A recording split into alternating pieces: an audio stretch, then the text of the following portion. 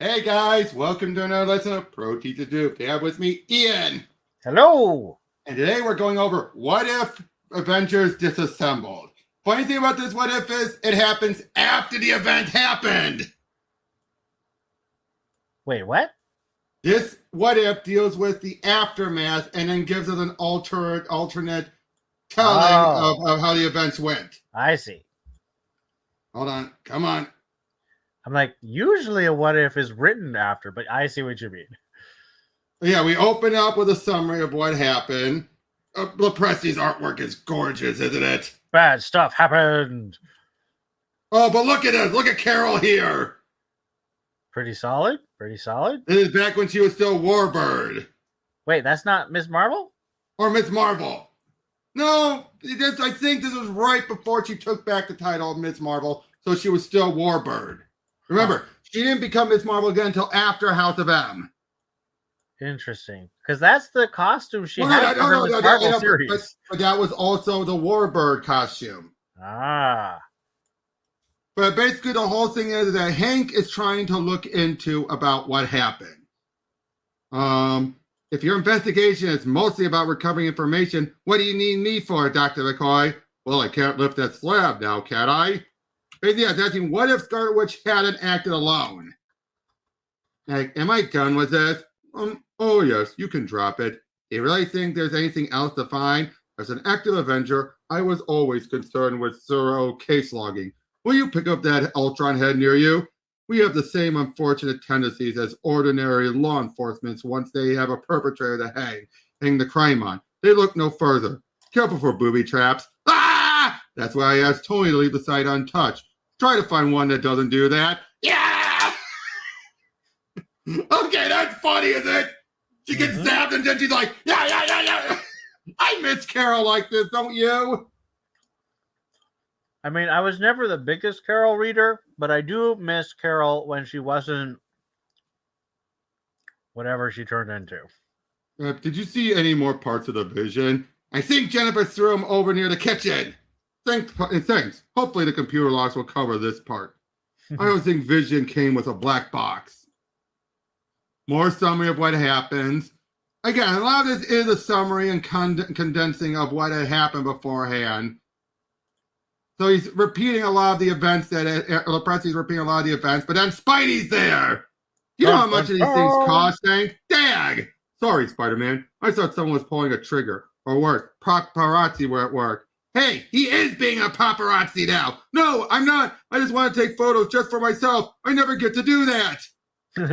Sorry, Spidey. I'm a little on edge from all this. It's okay. I mean, when a bad guy slams us, it's one thing. But when one of our own, a hero, goes bad, that feels like our fault. Can you believe I wanted to become an Avenger? Fat lot of good I did them. You're being too hard on yourself. Heck, I feel the way you do, and I actually was an Avenger once. Maybe I'm a little more negative now. Maybe I hope they'd ask me back one day. I guess everyone feels the need to belong. You ever felt that way, Doc? No, I've been a member of all the best superhero groups on the modern era. I'm obviously very desired as a teammate. And modest. But now they start revisiting more of the event. But then as it's going on, this is where then it starts to do the deviation. As they finally explain everything what happened with Scarlet Witch. And then it's discovered that, someone else was involved. Who was it? We're getting to that. Oh, but this is the point then, where they're observing what happened with Magneto taking Wanda away. But then he knows that something is off. Unfortunately, that's the one downside with this book. It's way too much retelling. Yeah, there's a lot of summary. So yeah, they meet up with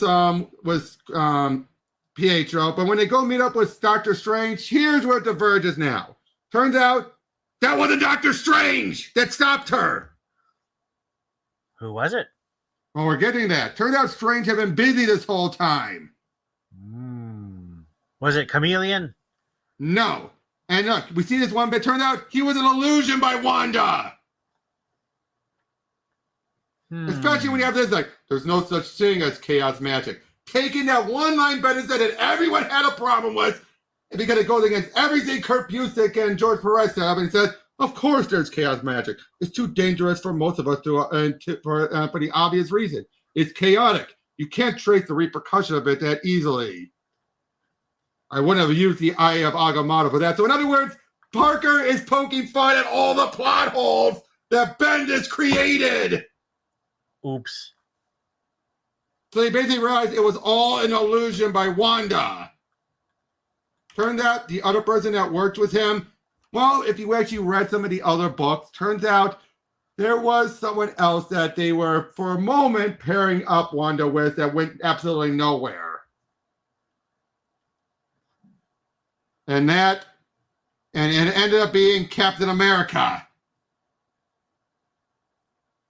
Because at the same time, they in the Captain America book, I forgot who wrote it, they did have a brief moment of showing that there was something between the two. So all Jeff Parker is playing off of that loose thread that didn't go anywhere. What? I know. Hey, he's just playing with what he had. But why is Captain America willing to go through with this? To help her.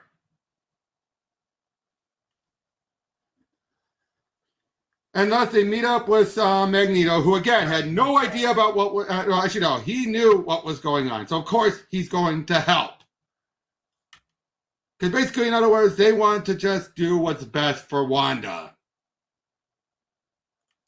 And thus it leads into him using the armor. Basically, Steve has gone rogue just as much as Wanda has.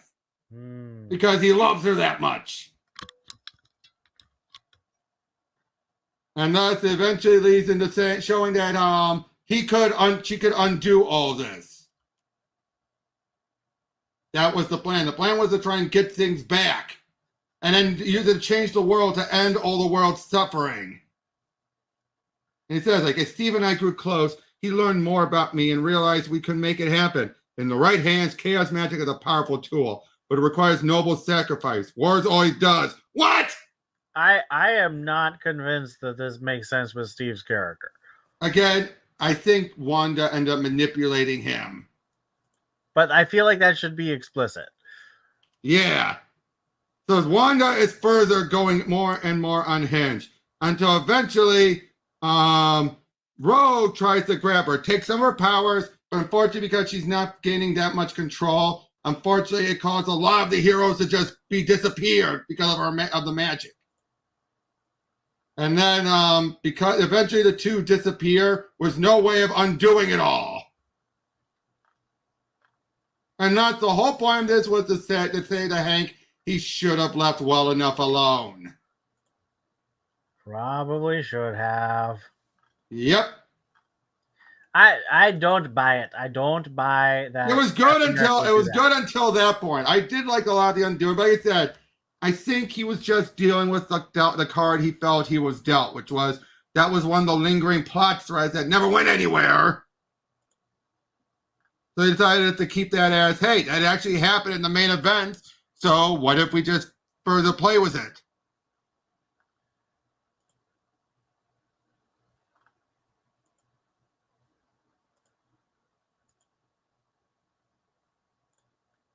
And basically, we also find out that the plan was to be no one would have had more power than anyone else, and no one wanted more than they needed. I just, see, that's the thing. I don't believe that Captain America would be that utopian. I don't think so either. Again, the artwork is phenomenal. Best artwork I think we've seen. Yeah, I think so. Although we've gotten some good artwork. Oh, I know. And that's one thing I've been loving about these what ifs is they put so much into the artwork. But yeah, overall, that was not more than they put into the one what if. Well, not the one, but sometimes they do a what if and they do a lot of content for like Renew Your Vows as an example. But Renew Your Vows, after Stegman left, the art went down the toilet. It was awful art. Right. But yeah, that was all right. It wasn't bad, but it's just like, I don't buy it. I get why Parker played it the way he did.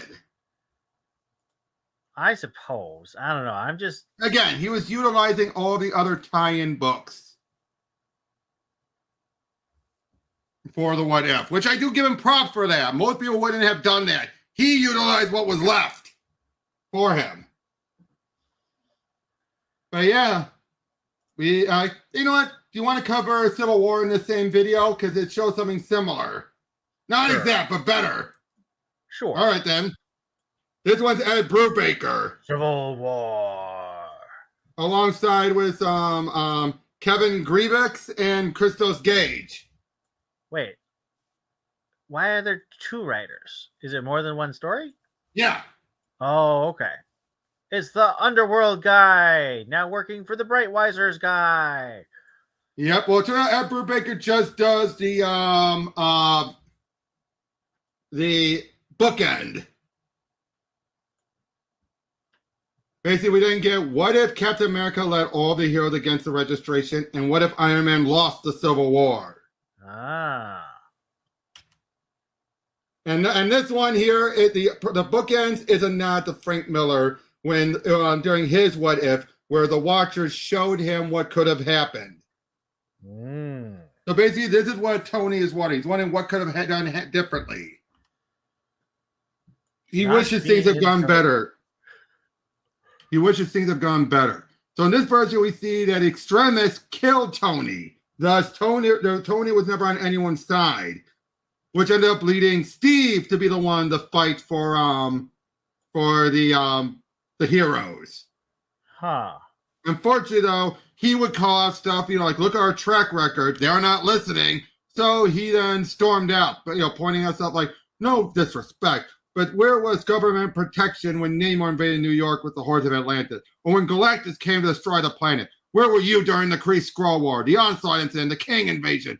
We stand in the gap between humanity and those who would destroy it when no other human resource is able to do the job. But people are afraid of you. Are they? Or is it you who are afraid? You need me on that wall. And he basically did all he could. This is before the bombing, the Stanford incident. So in other words, he was still able to keep it tertiarily, barely, him to drop it until that happened. And thus, no matter what, they approved of it after what happened. Even Tony and Steve saying, this is a witch hunt. And thus he storms out there. And basically, in this case, without anyone splitting, all the heroes joined with Steve. All of them. Because they don't have any alternative. But then turns out, who's been in charge of the superhero registration? Dugan. Not Dugan. Well, Dugan's there, but he's trying to do it. But it's what's his name? Norman? No. Hold on, let me double check. Maria? No. Who's the guy? I'm trying to remember his name. He's always been around with the hero and dealing with the heroes. Gyrich or Gilrich. Or Gyrink, or whatever his name was. Henry Gyrink. Hold on. Sounds familiar. Gyrich. Henry Gyrich. Hold on. This guy. Huh. I don't think I've ever read much about him. Yeah, there's more images of him right there. Well, apparently he died a while ago. Really? He'll be back. Killed off by Al Ewing. No. It looks like it was in Sword Volume 2, number 11. So he was killed off by. Oh, was it Al Ewing? Yep. No, let me get images. See, maybe you could recognize him. I do not recognize this guy. Give me a moment.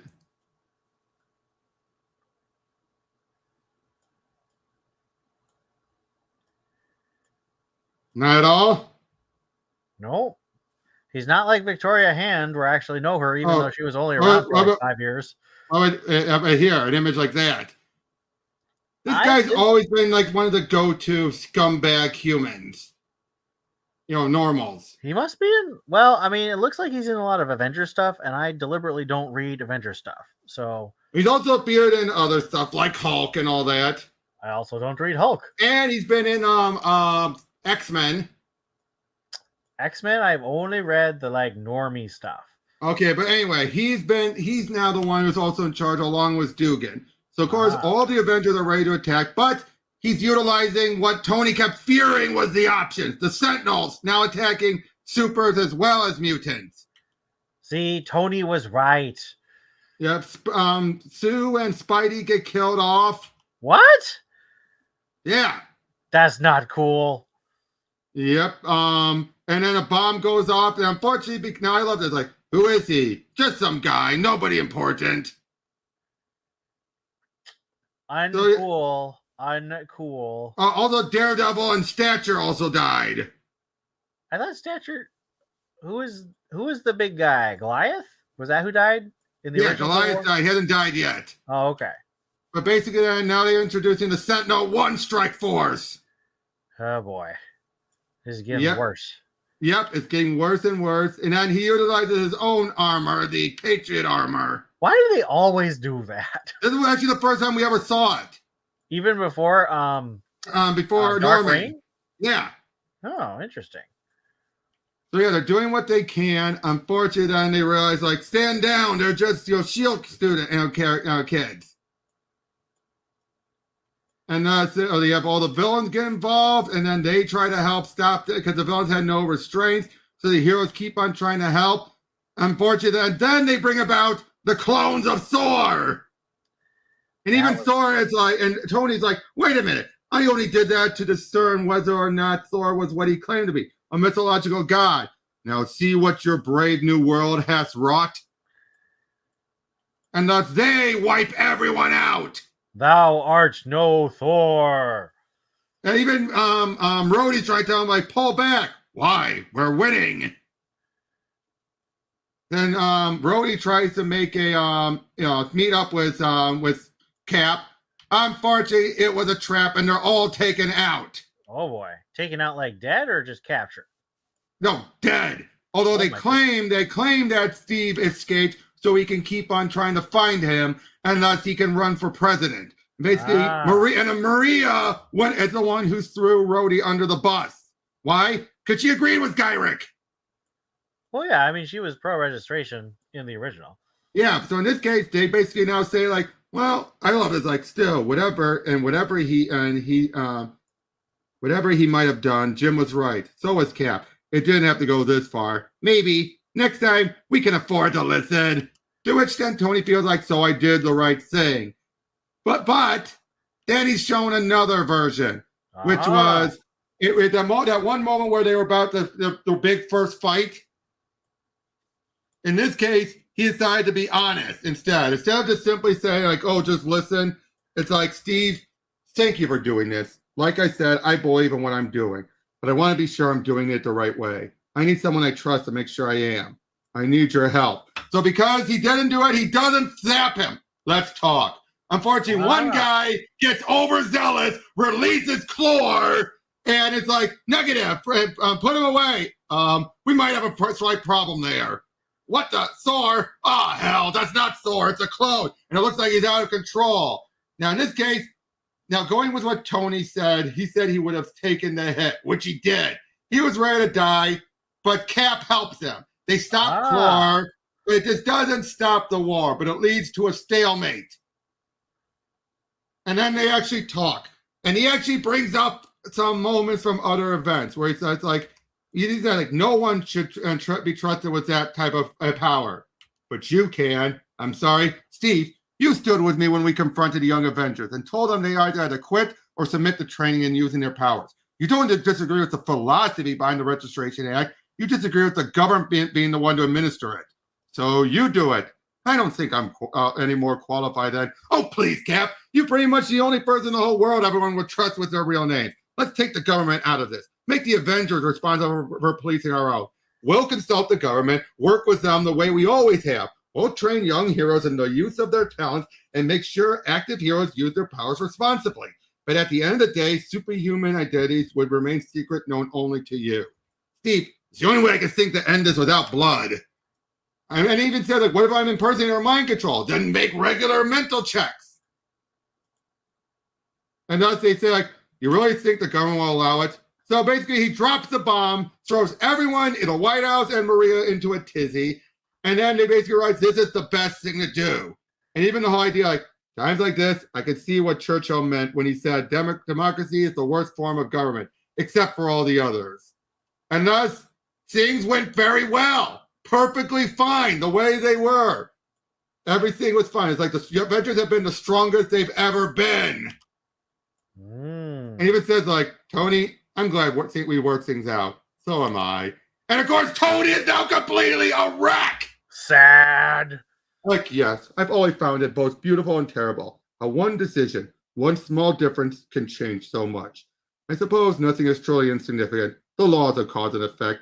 Every action with it cascades ripples throughout the world. Why? Why have you come here? Just to torture me?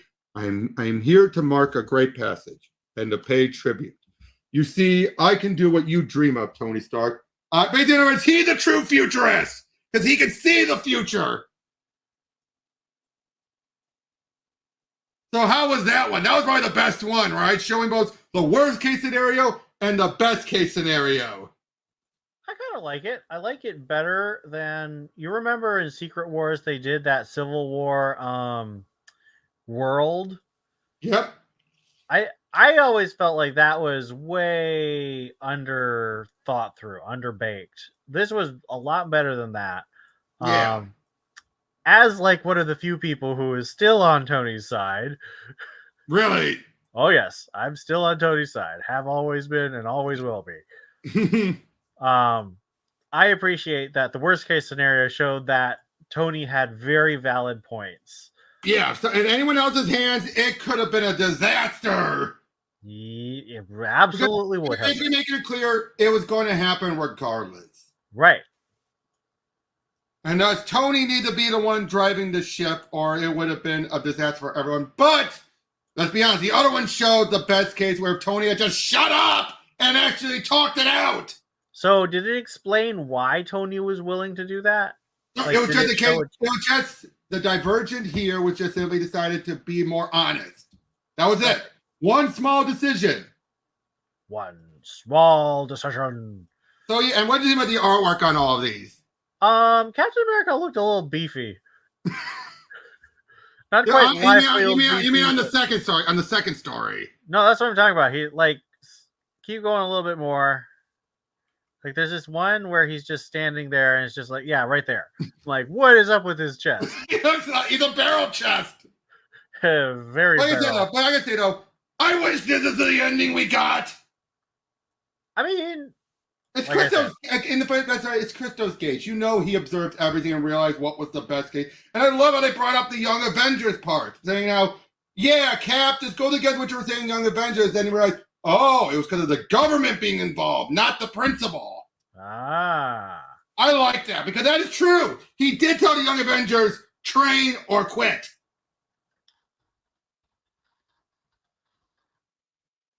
So, yeah, that was the Civil War. Which I say, this was better than the Avengers Assembled one, wasn't it? Oh, yeah, for sure. All right, then. This one makes more sense. Both of the stories make more sense. Yeah. That's what I like about a what if is when the stories like go differently, but it still makes sense. Exactly. Well, then I don't think you're going to like the House of M one when we go over that next time. Oh, boy. We'll see you guys on that one. Take care.